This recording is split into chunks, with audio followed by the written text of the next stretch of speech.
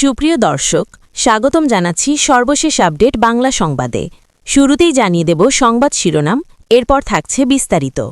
শুরুতেই জানিয়ে দেব এখনও আতঙ্কে বাংলাদেশের গণতন্ত্র, অবৈধ তারেককে নয়, মানুষ চাইছেন নেত্রী হাসিনাকে। বিস্তারিত থাকছে প্রতিবেদনে। এদিকে মহাসমারোহে চলছে বিএনপির লুট, তেল গ্যাসের পর এবার বাড়ছে পরিবহন ভাড়া। বিস্তারিত থাকছে প্রতিবেদনে। আরও জানিয়ে দিব সরকারের পকেটে বাহারি কার্ড, অথচ জনগণের হাতে কেবলই অভাবের হাহাকার। বিস্তারিত থাকছে প্রতিবেদনে। এদিকে সেনা কর্মকর্তাদের সূক্ষ্ম চালে যেভাবে দিল্লি পাঠানো হয় শেখ হাসিনাকে। বিস্তারিত থাকছে প্রতিবেদনে। আরও জানিয়ে দেব বাকস্বাধীনতার নামে উপহাস, সরকারের সমালোচনা করলেই এখন ঠিকানা জেলখানা। বিস্তারিত থাকছে প্রতিবেদনে। এইদিকে দরপত্র জমা নিয়ে বিএনপির সঙ্গে জামায়াত ও এনসিপির মারামারি। বিস্তারিত থাকছে প্রতিবেদনে। আরও জানিয়ে দেব চট্টগ্রাম সিটি কলেজে শিবিরের উপর ছাত্রদল সন্ত্রাসীদের হামলা, চবিতে ছাত্রদল শিবিরের পাল্টাপাল্টি বিক্ষোভ। বিস্তারিত থাকছে প্রতিবেদনে। আরও জানিয়ে দেব কুষ্টিয়ার এমপি মুফতি আমির হামজার বিরুদ্ধে গ্রেফতারি পরোয়ানা। বিস্তারিত থাকছে প্রতিবেদনে। এদিকে চট্টগ্রামে শিবির কর্মীদের উপর নৃশংস হামলায় জামায়াতের নিন্দা। বিস্তারিত থাকছে প্রতিবেদনে। এবং সর্বশেষ জানিয়ে দিব চট্টগ্রাম সিটি কলেজে হামলায় জড়িত ছাত্রদল নেতাদের বিচার দাবি শিবিরের। সুপ্রিয় দর্শক, এতক্ষণ শুনছিলেন সংবাদ শিরোনাম, এবারে শুনবেন বিস্তারিত। তার আগে ভিডিওটি ভালো লাগলে এবং সর্বশেষ আপডেট নিউজ পেতে চ্যানেলটি সাবস্ক্রাইব করুন। ধন্যবাদ। জুলাইদাঙ্গায় রাজনৈতিক পট পরিবর্তনের পর রাষ্ট্রক্ষমতায় আসার সুযোগ পেয়ে লুটপাটের উৎসবে মেতেছে নবনির্বাচিত বিএনপি সরকার। আন্তর্জাতিক বাজারে অস্থিরতা ও ইরান যুদ্ধের দোহাই দিয়ে ধাপে ধাপে বাড়ানো হচ্ছে জ্বালানি তেল ও এলপিজির দাম।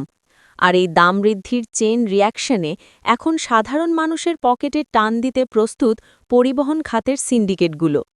রোববার থেকে সারা দেশে কার্যকর হয়েছে জ্বালানি তেলের পুনঃনির্ধারিত মূল্য। নতুন তালিকা অনুযায়ী অকটেন ১৪০ টাকা, আগে ১২০ টাকা, পেট্রোল ১৩৫ টাকা, আগে ১১৬ টাকা, ডিজেল ১১৫ টাকা, আগে ১০০ টাকা, কেরোসিন ১৩০ টাকা, আগে ১১২ টাকা। জ্বালানি তেলের দাম বৃদ্ধির ২৪ ঘণ্টা পার হতে না হতেই পরিবহন মালিকরা ভাড়া বৃদ্ধির প্রস্তাব নিয়ে মাঠে নেমেছেন। পরিবহন মালিক সমিতির ঢাকা ও চট্টগ্রামে বাস ভাড়া ৬৪% এবং দূরাপল্লার বাসে ৩৭% বৃদ্ধির দাবি জানিয়েছে। অন্যদিকে অভ্যন্তরীণ নৌপথের লঞ্চের ভাড়া ৩৬ থেকে ৪২% বাড়ানোর প্রস্তাব দিয়েছে লঞ্চ মালিকরা। আজ সন্ধ্যায় ভাড়া নির্ধারণ কমিটির বৈঠকে এই জনবিরোধী সিদ্ধান্ত চূড়ান্ত হওয়ার সম্ভাবনা রয়েছে। এদিকে জ্বালানি তেলের পাশাপাশি গ্রাহক পর্যায়ে এলপিজি বা রান্নার গ্যাসের দামও আবারও বাড়িয়েছে বিইআরসি। ১২ কেজি সিলিন্ডারের দাম ২১২ টাকা বাড়িয়ে ১৯৪০ টাকা নির্ধারণ করা হয়েছে। এপ্রিল মাসেই এটি দ্বিতীয় দফা মূল্যবৃদ্ধি। গত মার্চ মাসে যে সিলিন্ডারের দাম ছিল ১৩৪১ টাকা, মাত্র এক মাসের ব্যবধানে তা ৫৯৯ টাকা বৃদ্ধি পেয়ে সাধারণ মানুষের রান্নাঘরকে তপ্ত করে তুলেছে। সরকার জ্বালানি মজুত থাকার দাবি করলেও বাস্তবতা ভিন্ন। রাজধানীর মোড়ে মোড়ে পেট্রোল পাম্পগুলোতে দেখা গেছে মাইলের পর মাইল দীর্ঘ লাইন। ঘণ্টার পর ঘণ্টা দাঁড়িয়ে থেকেও তেল পাচ্ছেন না মোটরসাইকেল চালক থেকে শুরু করে সাধারণ পরিবহন চালকরা। পাম্পগুলোতে সরবরাহ ১০-১৫% কমিয়ে দেওয়ায় চরম বিশৃঙ্খলা সৃষ্টি হয়েছে। বাংলাদেশ পেট্রোল ও অকটেন ওনার্স অ্যাসোসিয়েশনের এক বিবৃতিতে জানানো হয়েছে, নিরাপত্তার অভাব এবং তেল সরবরাহ না পাওয়ায় যে কোনো সময় সারা দেশের ফিলিং স্টেশনগুলো বন্ধ হয়ে যেতে পারে। তেল নিতে আসা গ্রাহকদের সাথে পাম্প কর্মীদের বাদানুবাদ এখন নিত্যদিনের ঘটনায় পরিণত হয়েছে। বিশ্লেষকরা বলছেন, বাংলাদেশ পেট্রোল ও অকটেনে আগে থেকেই স্বয়ংসম্পূর্ণ ছিল এবং অতীতে এগুলোর রপ্তানিও করা হয়েছে। অথচ বর্তমান সরকারের অদক্ষতা ও সিন্ডিকেট তোষণের কারণে দেশীয় সম্পদেও আজ সংকট তৈরি করা হয়েছে। রাজনৈতিক মহলে অভিযোগ উঠেছে এই কৃত্রিম সংকট তৈরি করে আন্তর্জাতিক সংস্থাগুলো থেকে $2 বিলিয়ন বা 24,000 কোটি টাকা ঋণ নেওয়ার ফন্দি করছে সরকার। সমালোচকরা এই বিশাল ঋণের প্রচেষ্টাকে বিএনপির লুটপাটের নতুন প্রজেক্ট হিসেবে আখ্যায়িত করেছেন। জ্বালানি ও গ্যাস সংকটের কারণে দেশের 4টি বড় সরকারি সার কারখানা উৎপাদন বন্ধ রাখতে বাধ্য হয়েছে। লোডশেডিংয়ের কারণে গার্মেন্টস খাতের উৎপাদন ব্যাহত হচ্ছে। বিদ্যুৎ সাশ্রয়ের অজুহাতে বিশ্ববিদ্যালয়গুলো আগেই বন্ধ করে দেওয়া হয়েছে। একদিকে মুদ্রাস্ফীতি আর অন্যদিকে ঋণের বোঝা, সব মিলিয়ে এক অস্থির পরিস্থিতির দিকে ধাবিত হচ্ছে দেশের অর্থনীতি। বিশেষজ্ঞদের মতে নির্বাচিত সরকার ক্ষমতায় এলেও তাদের লুটপাটের মনোভাব ও দীর্ঘমেয়াদী কৌশলের অভাবে দেশ অচিরেই একটি স্থায়ী ঋণের ফাঁদে পড়তে যাচ্ছে। সাধারণ মানুষের দৈনন্দিন দুর্ভোগ এখন সহ্যের সীমা ছাড়িয়ে গেছে। দ্রব্যমূল্যের ঊর্ধ্বগতি, আইন শৃঙ্খলার অবনতি এবং জ্বালানি সংকটে যখন জনজীবন বিপর্যস্ত, তখন নানামুখী কার্ড প্রথার মাধ্যমে সমস্যার সমাধানের চেষ্টা করছে বর্তমান বিএনপি সরকার। ফ্যামিলি কার্ড, কৃষক কার্ড সহ বিভিন্ন বাহারি নামের এসব কার্ডকে জনগণের মূল সমস্যা থেকে দৃষ্টি সরানোর কৌশল হিসেবে দেখছেন সাধারণ মানুষ ও রাজনৈতিক বিশ্লেষকেরা। তাদের মতে সংকটগুলো কোনো যান্ত্রিক সমস্যা নয় যে কার্ড প্রবেশ করালেই সমাধান হয়ে যাবে, বরং এটি সরকারের নীতিগত ব্যর্থতার প্রতিফলন। বর্তমান পরিস্থিতির ভয়াবহ চিত্র তুলে ধরে সচেতন নাগরিকরা বলছেন, দেশজুড়ে শিশুরা সঠিক সময়ে টিকা পাচ্ছে না, ফলে বাড়ছে চরম স্বাস্থ্য ঝুঁকি। বিগত আমল থেকে শুরু হওয়া নারী নির্যাতনের ধারা বর্তমানে আশঙ্কাজনক হারে বাড়লেও সরকারের পক্ষ থেকে কোনো কার্যকর পদক্ষেপ দৃশ্যমান নয়। টিভি, পত্রিকা কিংবা সামাজিক যোগাযোগ মাধ্যমে চোখ রাখলেই বিদ্যুৎ ও জ্বালানি সংকটের হাহাকার চোখে পড়ছে। এর সঙ্গে পাল্লা দিয়ে বাড়ছে দ্রব্যমূল্যের ঊর্ধ্বগতি, যা সাধারণ মানুষের নাভিশ্বাস তুলছে। রাজনৈতিক অঙ্গনেও অস্থিরতা বিরাজমান। প্রতিপক্ষের উপর হামলা, নির্যাতন অব্যাহত থাকার পাশাপাশি স্বল্প নাগরিক নির্যাতন ও মব সন্ত্রাস সামাজিক স্থিতিশীলতাকে হুমকির মুখে ফেলেছে। ক্রমবর্ধমান বেকারত্ব তরুণ প্রজন্মের মধ্যে চরম হতাশা তৈরি করেছে। সমালোচকদের প্রশ্ন, আইন শৃঙ্খলার এই চরম অবনতি কি কোনো কার্ড দিয়ে মোকাবেলা করা সম্ভব? এই সংকটময় মুহূর্তে সাধারণ মানুষের মধ্যে একটাই সুর প্রতিধ্বনিত হচ্ছে, সমস্যা সমাধানের কার্ড সরকারের হাতে নেই, বরং আসল কার্ড রয়েছে জনগণের হাতে, আর তা হল লাল কার্ড। বিচারহীনতার সংস্কৃতি, অর্থনৈতিক বিশৃঙ্খলা এবং গণ অসন্তোষ যে পর্যায়ে পৌঁছেছে, তাতে এই সরকারকে লাল কার্ড দেখিয়ে বিদায় করার সময় এসেছে বলে দাবি করছেন অনেকে। মাঠ পর্যায়ের ক্ষোভ ইঙ্গিত দিচ্ছে যে বাহারি কার্ডের রঙিন স্বপ্নে আর জনগণকে ভুলিয়ে রাখা সম্ভব নয়। গণ আন্দোলনের মুখে ক্ষমতাচ্যুত সাবেক প্রধানমন্ত্রী শেখ হাসিনাকে একটি সূক্ষ্ম কৌশলের মাধ্যমে প্রথমে নিজেদের ওপর পুরোপুরি নির্ভরশীল করে তুলেছিলেন শীর্ষ সেনা ও গোয়েন্দা কর্মকর্তারা। এরপর তাকে একটি বেষ্টনীর মধ্যে ফেলে ক্ষমতা থেকে উৎখাত করা হয়। ভারতীয় সংবাদ মাধ্যম নর্থ ইস্ট নিউজে সাংবাদিক এনায়েত কবিরের লেখা বাংলাদেশের মুখোশ উন্মোচন পর্ব ৭ অর্থাৎ আনমাস্কিং বাংলাদেশ শীর্ষক এক অনুসন্ধানী প্রতিবেদনে এসব চাঞ্চল্যকর দাবি করা হয়েছে। প্রতিবেদনে বলা হয়, কোটা সংস্কার আন্দোলনকে কেন্দ্র করে সৃষ্ট সহিংসতা রাজনৈতিকভাবে মোকাবিলার সুযোগ থাকলেও সামরিক বাহিনীর ওপর অতিমাত্রায় নির্ভর করাই ছিল শেখ হাসিনার সবচেয়ে বড় রাজনৈতিক ভুল। ২০২৪ সালের ৫ই অগাস্ট এই ভুলের মাসুল দিয়েই তাকে দেশ ছাড়তে হয়। প্রতিবেদনের তথ্যমতে ৫ই অগাস্ট প্রধানমন্ত্রী শেখ হাসিনার গন্তব্য নিয়ে স্পেশাল সিকিউরিটি ফোর্সের অফিসারদের কোনো স্পষ্ট ধারণা ছিল না। তবে ক্ষমতা ছাড়ার প্রায় ১ ঘণ্টা আগেই হাসিনা বুঝে গিয়েছিলেন যে তার সঙ্গে বিশ্বাসঘাতকতা করা হয়েছে। তিনি জানতে পারেন আর্টিলারি ডিভিশনের তৎকালীন কর্মকর্তা ব্রিগেডিয়ার রফিকের নির্দেশে উত্তরা এলাকার প্রবেশমুখে বসানো কারফিউর ব্যারিকেড হঠাৎ তুলে নেওয়া হয়েছে। প্রাপ্ত তথ্য মতে ওই সময় উত্তরায় দায়িত্বপ্রাপ্ত সেনা সদস্যরা মাইকে ঘোষণা করতে শুরু করেন, কোনো কারফিউ নেই, আপনারা ঢাকার দিকে যেতে পারেন।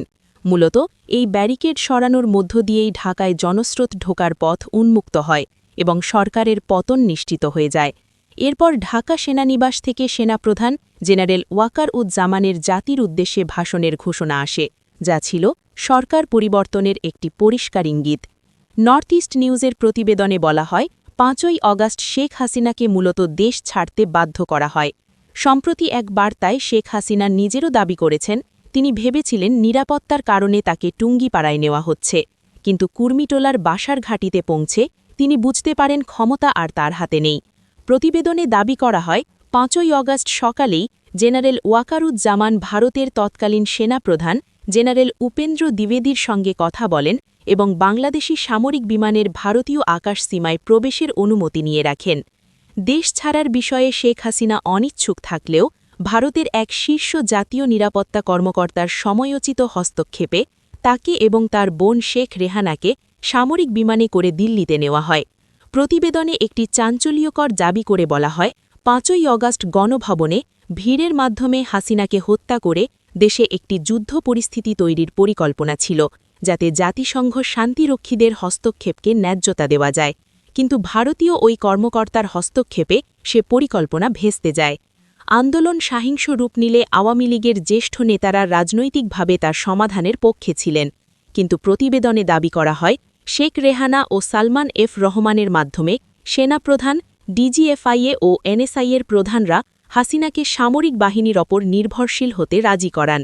নর্থ ইস্ট নিউজ বলছে, দ্বাদশ সংসদ নির্বাচনের আগেই গোয়েন্দা সংস্থাগুলোর ওপর শেখ হাসিনাকে ব্যাপকভাবে নির্ভরশীল করে তোলা হয়। তার চারপাশে একটি চট্টগ্রাম বলয় গড়ে উঠেছিল। প্রিন্সিপাল সেক্রেটারি হিসেবে মোহাম্মদ কায়কোবাদ, এনএসআইয়ের মহাপরিচালক হিসেবে মেজর জেনারেল মোহাম্মদ হোসেন আল মুর্শেদ এবং ডিজিএফআইয়ের মহাপরিচালক হিসেবে মেজর জেনারেল হামিদুল হককে নিয়োগ দেওয়া হয়।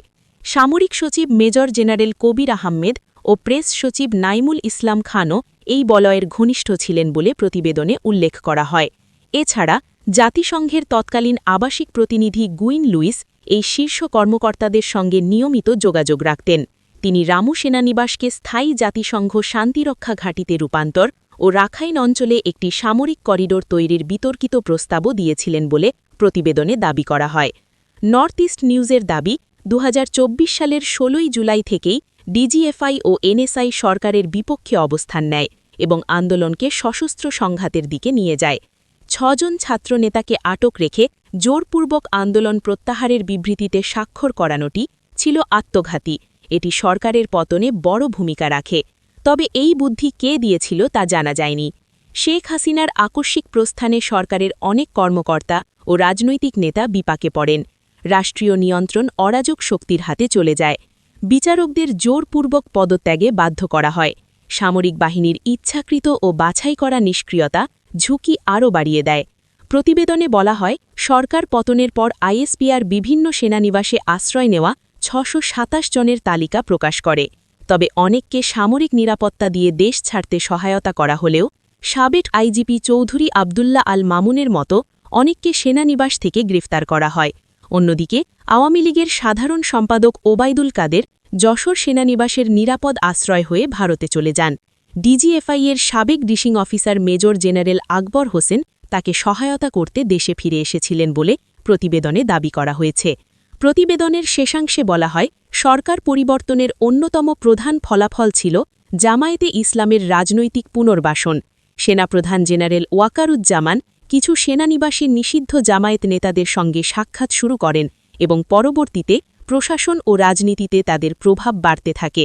সামরিক বাহিনী বিচার বিভাগকে রক্ষা না করে কেবল রাষ্ট্রপতির সুরক্ষায় মনোযোগ দিয়েছিল বলেও এই প্রতিবেদনে উল্লেখ করা হয়েছে।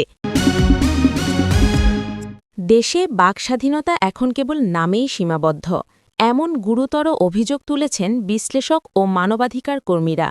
সম্প্রতি সামাজিক যোগাযোগ মাধ্যমে মত প্রকাশের জেরে নাগরিকদের গ্রেফতারের ঘটনা আশঙ্কাজনক হারে বেড়েছে। পরিসংখ্যান বলছে, গত ২২ দিনে দেশের বিভিন্ন প্রান্ত থেকে অন্তত ৫ জনকে গ্রেফতার করা হয়েছে, অর্থাৎ গড়ে প্রতি ৪ দিন অন্তর একজন নাগরিক শ্রীঘরে যাচ্ছেন। গ্রেফতারকৃতদের তালিকায় সাধারণ গ্রামবাসী ও গৃহিণী থেকে শুরু করে কন্টেন্ট ক্রিয়েটরও রয়েছেন। ভৌগোলিক বিশ্লেষণে দেখা যায়, গত ২৬ মার্চ ময়মনসিংহে শুরু হওয়া এই গ্রেফতারের ধারা ২ এপ্রিল মুন্সিগঞ্জ, ৫ এপ্রিল ভোলা, ৬ এপ্রিল ঠাকুরগাঁও এবং সবশেষ ১৭ এপ্রিল খোদ রাজধানী ঢাকা পর্যন্ত বিস্তৃত হয়েছে।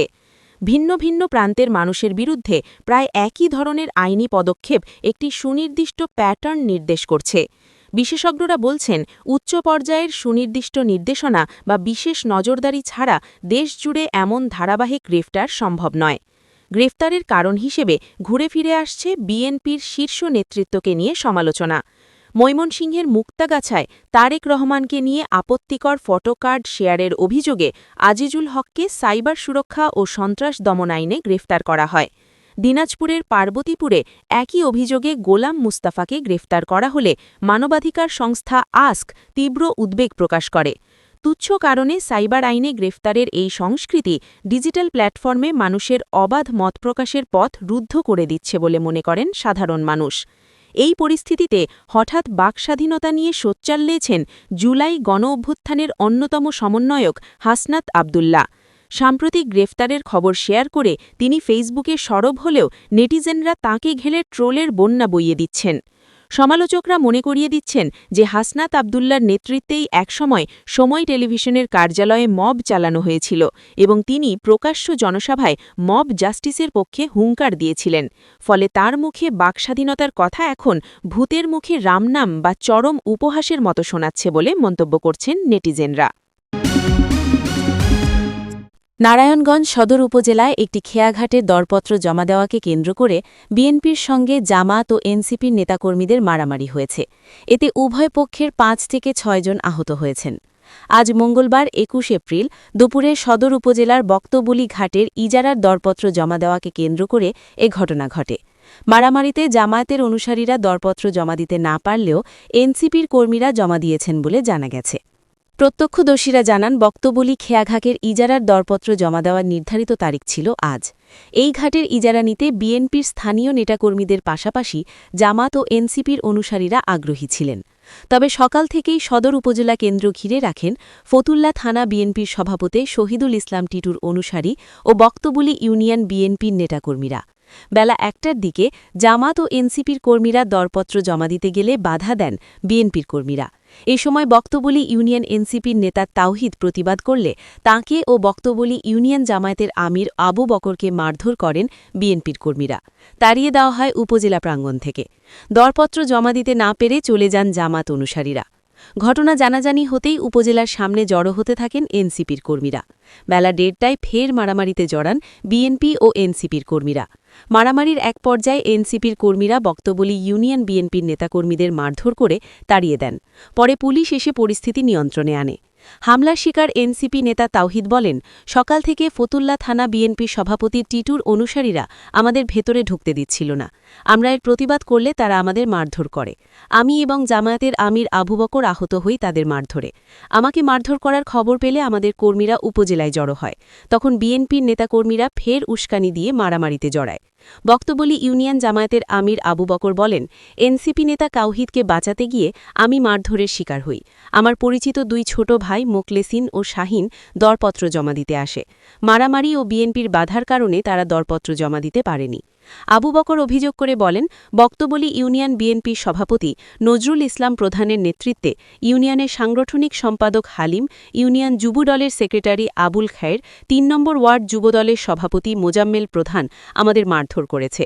এ বিষয়ে ফতুল্লা থানা বিএনপির সভাপতি শহীদুল ইসলাম টিটু বলেন, আমরা সমঝোতার মাধ্যমে সবকিছু করার চেষ্টা করি যেন ঝুট ঝামেলা না হয়।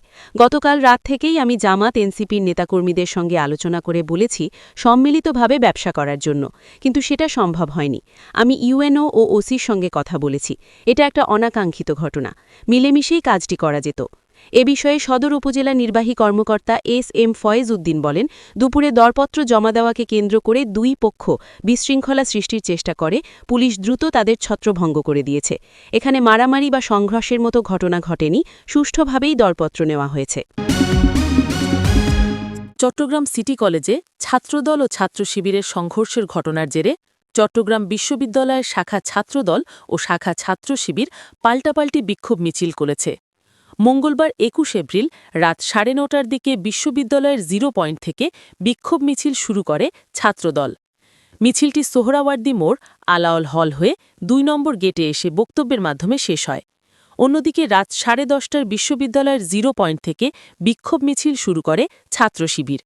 মিছিলটি সোহরাওয়ার্দী মোড়, আলাওল হল, এএফ রহমান হল, নিরাপত্তা দপ্তর হয়ে সোহরাওয়ার্দী মোড় প্রদক্ষিণ করে আবার 0 পয়েন্টে এসে বক্তব্যের মাধ্যমে শেষ হয়।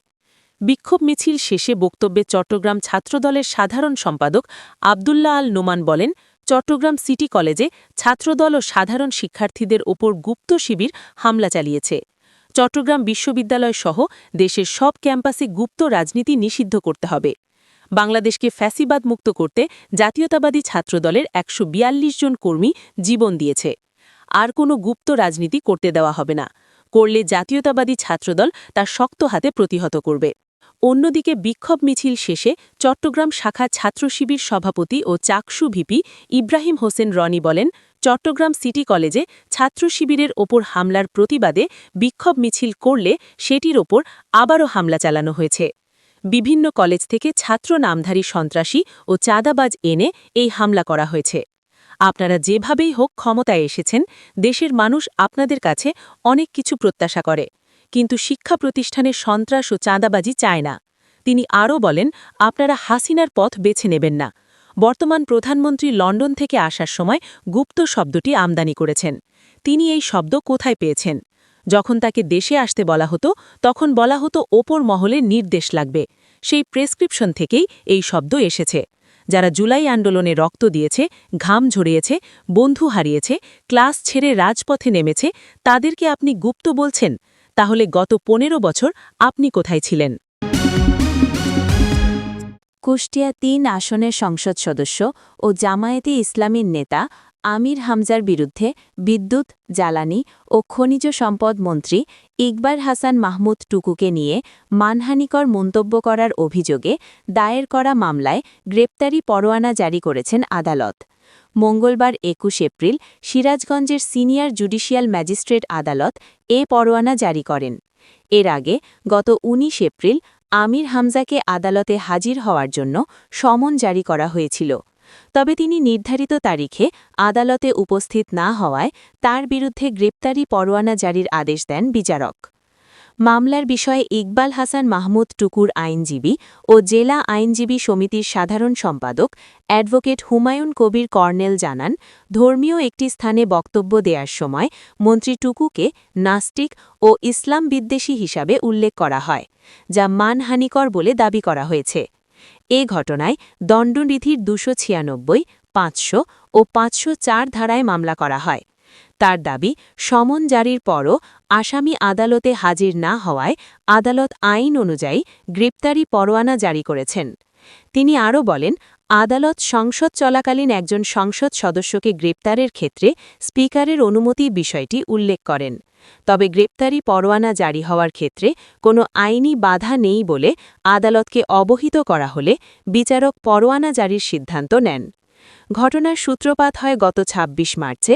সেদিন মুক্তিযুদ্ধ ও বীর মুক্তিযোদ্ধাদের সম্মানে দেয়া একটি বক্তব্যকে কেন্দ্র করে কুষ্টিয়ার হাট হরিপুর বড় জামে মসজিদে জুমার নামাজের খুতবার আগে আলোচনায় মন্ত্রী টুকুকে নিয়ে বিতর্কিত মন্তব্য করেন আমির হামজা। ওই মন্তব্যে তাকে নাস্তিক ও ইসলাম বিদ্বেষী বলা হয় বলে অভিযোগ ওঠে। এরপর বিষয়টি নিয়ে একাধিক মানহানির মামলা দায়ের করা হয়। একই ঘটনায় সিরাজগঞ্জ সদর আমলি আদালতে বিএনপি নেতা অ্যাডভোকেট নাজমুল ইসলাম বাদী হয়ে আরও একটি মামলা করেন, যেখানে ১০০ কোটি টাকার মানহানির ক্ষতিপূরণ দাবি করা হয়। আদালত সেই মামলাটি তদন্তের জন্য পুলিশ ব্যুরো অফ ইনভেস্টিগেশনকে নির্দেশ দিয়েছেন। এদিকে ১৩ এপ্রিল কুষ্টিয়ার জেলা প্রশাসককে নিয়েও বিতর্কিত মন্তব্য করার অভিযোগে আমির হামজার বিরুদ্ধে আইনি নোটিশ পাঠানো হয়। অভিযোগে বলা হয়, তিনি এক বক্তব্যে দাবি করেন বর্তমান ডিসি বদলি হয়ে আসার জন্য ২০ থেকে ৩০ কোটি টাকা ব্যয় করেছেন। আইনি নোটিশে তাকে ৭ দিনের মধ্যে অভিযোগের পক্ষে থাকা ব্যক্তি বা প্রতিষ্ঠানের নাম প্রকাশ করার দাবি জানানো হয়েছে। অন্যথায় তার বিরুদ্ধে আইনগত ব্যবস্থা নেওয়া হবে বলেও সতর্ক করা হয়েছে। চট্টগ্রামের সরকারি সিটি কলেজে ইসলামী ছাত্র শিবিরের উপর বহিরাগত সহ ছাত্রদল নামধারী সন্ত্রাসীদের নৃশংস হামলার ঘটনায় গভীর উদ্বেগ প্রকাশের পাশাপাশি তীব্র নিন্দা ও প্রতিবাদ জানিয়েছে জামায়াতে ইসলামী। মঙ্গলবার রাতে গণমাধ্যমে পাঠানো বিবৃতিতে দলটির সেক্রেটারি জেনারেল মিয়া গুলাম পরওয়ার এই প্রতিবাদ জানান। বিবৃতিতে তিনি বলেন, মঙ্গলবার বিকেলে চট্টগ্রামের সরকারি সিটি কলেজে বহিরাগত সহ ছত্রদল নামধারী সন্ত্রাসীরা দেশীয় অস্ত্র ও লাঠিসোঁটা দিয়ে পৈশাচিক ও বর্বরোচিত হামলা চালিয়ে ইসলামী ছাত্রশিবিরের কয়েকজন নেতাকর্মীকে মারাত্মকভাবে আহত করেছে। আমি এই নৃশংস সন্ত্রাসী হামলার ঘটনায় গভীর উদ্বেগ প্রকাশ করছি এবং এর তীব্র নিন্দা ও প্রতিবাদ জানাচ্ছি। তিনি আরও বলেন, মঙ্গলবার ছাত্রদলের সন্ত্রাসীরা শিক্ষাঙ্গনে যে বর্বরতা ও সহিংসতা সৃষ্টি করল তা অত্যন্ত ন্যাক্কারজনক ও উদ্বেগজনক। ছাত্রদল নামধারী সন্ত্রাসী কর্তৃক ইসলামী ছাত্রশিবিরের উপর ধারালো অস্ত্র নিয়ে অতর্কিত হামলা, গুরুতর জখম এবং একজনের পায়ের গোড়ালি প্রায় বিচ্ছিন্ন করার মতো হৃদয়বিদারক ঘটনা প্রমাণ করে যে ছাত্রদলের সন্ত্রাসীরা পরিকল্পিতভাবে শিক্ষাঙ্গনের শান্তিপূর্ণ পরিবেশ নষ্ট করার অপচেষ্টা চালাচ্ছে। তিনি বলেন, শিক্ষা প্রতিষ্ঠান কখনোই সহিংসতা ও সন্ত্রাসের জায়গা হতে পারে না। মত ভিন্নতা থাকতেই পারে, কিন্তু তার প্রকাশ কখনোই অস্ত্রের ভাষায় হতে পারে না। এ ধরনের জঘন্য কর্মকাণ্ড জাতির ভবিষ্যৎ প্রজন্মকে হুমকির মুখে ঠেলে দেবে। তিনি অবিলম্বে এ ঘটনার সুষ্ঠু, নিরপেক্ষ ও দ্রুত তদন্তের দাবি এবং হামলার সঙ্গে জড়িত ছাত্রদল নামধারী সন্ত্রাসীদের আইনের আওতায় এনে দৃষ্টান্তমূলক শাস্তি নিশ্চিত করার জন্য সংশ্লিষ্ট কর্তৃপক্ষের প্রতি আহ্বান জানান। পাশাপাশি আহত শিক্ষার্থীদের দ্রুত সুচিকিৎসা নিশ্চিত করারও জোর দাবি জানান। চট্টগ্রামের সরকারি সিটি কলেজে শিবির নেতাকর্মীসহ সাধারণ শিক্ষার্থীদের ওপর মঙ্গলবার ছাত্রদলের হামলায় জড়িতদের বিচার দাবি জানিয়েছে ইসলামী ছাত্রশিবির। মঙ্গলবার সন্ধ্যায় রাজধানীর পুরানা পল্টনে সংগঠনটির কেন্দ্রীয় কার্যালয়ে আয়োজিত জরুরি সংবাদ সম্মেলনে শিবির সভাপতি নুরুল ইসলাম সাদ্দাম এ দাবি জানান। তিনি বলেন, ক্যাম্পাসকে অস্থিতিশীল করতে পরিকল্পিতভাবে ভাড়াটে গুন্ডা ও টোকাইদের নিয়ে এই সশস্ত্র হামলা চালানো হয়েছে। দেশের বিভিন্ন ক্যাম্পাসে এ ধরনের হামলা চালানো হচ্ছে। অনতিবিলম্বে এই অপকর্মে জড়িতদের বিরুদ্ধে ব্যবস্থা নিতে স্বরাষ্ট্রমন্ত্রীর কাছে দাবি জানান। নুরুল ইসলাম সাদ্দাম বলেন, চট্টগ্রামের সরকারি সিটি কলেজে মঙ্গলবার সকাল থেকেই অসংখ্য ছাত্রকে অতর্কিত কুপিয়ে আহত করা হয়েছে। ঘটনার সূত্রপাত উল্লেখ করে তিনি বলেন, সেখানে দাওয়াতি কাজের অংশ হিসাবে শিবির পোস্টারিং, বিভিন্ন গ্রাফিকি ও দেয়াল লিখন কর্মসূচি চালিয়ে আসছিল। ছাত্রদলও পোস্টারিং সহ নানা কর্মকাণ্ড চালাচ্ছে। এটা স্বাভাবিক, কিন্তু গত কয়েকদিন ধরে শিবিরের ব্যানার ফেস্টুনকে তারা ছিঁড়ে ফেলেছে। সোমবার জুলাই নিয়ে গ্রাফিতি মুছে দিয়ে নানা আপত্তিকর শব্দ তারা ব্যবহার করছে। এসব বিষয়ে আমাদের পক্ষ থেকে নিন্দা জানানো হয়েছে এবং সাধারণ ছাত্ররা অনলাইনে লেখালেখি করেছে। শিবির সভাপতি বলেন, মঙ্গলবার সকালে আমাদের দায়িত্বশীলরা প্রশাসনের কাছে গিয়ে বিষয়টি অবহিত করেন। সেখান থেকে দায়িত্বশীলরা ফিরে আসার সময় ভবনের নিচে অবস্থানরত ছাত্রদলের নেতাকর্মীদের সঙ্গে কথা কাটাকাটি হয়। শিক্ষকরা এসে আমাদের সরিয়ে দেন। এ সময় সেখানে অবস্থানরত ছাত্রদল আমাদের উপর কিছুটা হামলা করে।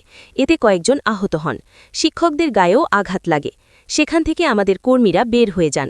এ হামলার প্রতিবাদে বিকেলে কলেজের সামনে থেকে বিক্ষোভ মিছিল দেওয়া হয়েছিল, কিন্তু ওই মিছিলের পেছন থেকে আগে থেকে অবস্থানরত ছাত্রদলের সন্ত্রাসীরা রামদাসহ বিভিন্ন অস্ত্র নিয়ে হামলা করে। এতে আমাদের অসংখ্য কর্মী আহত হন। একজনের পায়ের কবজি পর্যন্ত প্রায় বিচ্ছিন্ন হয়ে যায়। গুরুতর আহত অবস্থায় হাসপাতালে ভর্তি হয়েছেন। তিনি বলেন, ছাত্রদলের হামলার সময় পুলিশ প্রশাসন কোনো সহযোগিতা করেনি। তারা আওয়ামী আমলের মতো আচরণ করেছে। ক্যাম্পাসে অস্ত্র নিয়ে তারা আবার আওয়ামী রাজনীতি ফিরিয়ে আনছে।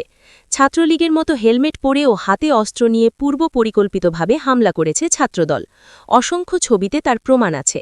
ভাড়াটে গুন্ডা ও টোকাইদের নিয়ে আসা হয়েছে ক্যাম্পাসকে অস্থির করার জন্য। শিবির সভাপতি বলেন, ৫ই আগস্ট পরবর্তী আমাদের দাবি ছিল ক্যাম্পাসে সহাবস্থান, কিন্তু ছাত্রদল ঢাকার তেজগাঁও কলেজে সাকিবকে হত্যা করে, তার বিচার আজও বিচার হয়নি। কুয়েটে অস্ত্র উঁচিয়ে প্রকাশ্যে সাধারণ শিক্ষার্থীদের ওপর হামলা করা হয়েছে।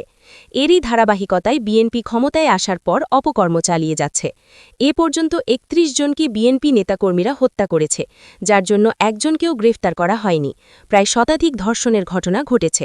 বিভিন্ন দখল, চাঁদাবাজি এখন নিত্য নৈমিত্তিক ব্যাপার। প্রতিকার চাইতে গেলে মামলা নিচ্ছে না। তারা আওয়ামী লীগকে পুনর্বাসন করছে। এভাবে দেশে অরাজকতা সৃষ্টি করছে। ঢাকা বিশ্ববিদ্যালয় অছাত্রদের বিশেষ বিবেচনায় হলে সিট দেওয়া হচ্ছে। তিনি বলেন, ক্যাম্পাসকে উত্তপ্ত করার একটি কারণ হিসাবে দেখতে পাচ্ছি রাষ্ট্র পরিচালনায় তারা শতভাগ ব্যর্থ। তেল সংকট ও দ্রব্যমূল্যের ঊর্ধ্বগতিতে জনজীবন বিপর্যস্ত। সরকারের সমালোচনা করায় ইতোমধ্যে ৫ জনকে গ্রেফতার করা হয়েছে। তারা আওয়ামী লীগ ও ছাত্রলীগের প্রো ম্যাক্স ভার্সনে পরিণত হয়েছে। আমরা এর তীব্র নিন্দা ও প্রতিবাদ জানাই। শিবির সভাপতি বলেন, ছাত্রদল জুলাইকে ধারণ করে না, তাই ঢাকা বিশ্ববিদ্যালয় সহ বিভিন্ন জায়গায় তারা এই অপকর্মগুলো করছে।